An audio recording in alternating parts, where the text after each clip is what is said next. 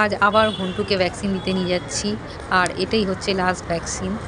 তো আমরা দুজন বেরিয়ে পড়েছি ভ্যাকসিন নেওয়ার উদ্দেশ্যে।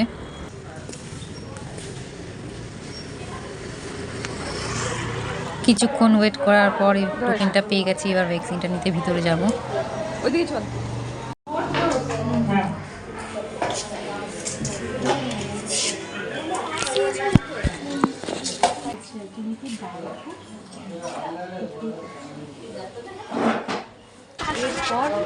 ওকে হচ্ছে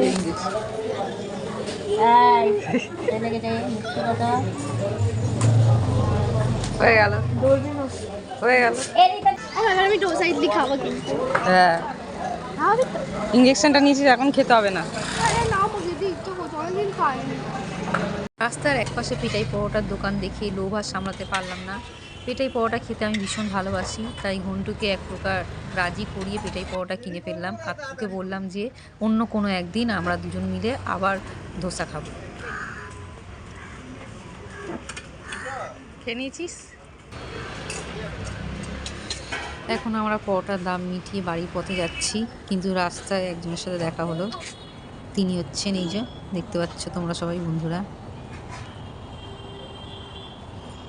শরীরে কিচ্ছু নেই, দিয়ে দে বিস্কুটটা, দিয়ে দে পুরোটা, ওর টাইমে খেয়ে নেবে। আপনাদের সকলের কাছেই একটা অনুরোধ করছি বন্ধুরা, যদি রাস্তায় কোনো কুকুর বা বিড়ালকে দেখতে পান তো যথাসাধ্য সামর্থ্য অনুযায়ী তাদেরকে একটু খাবার দেওয়ার চেষ্টা করবেন।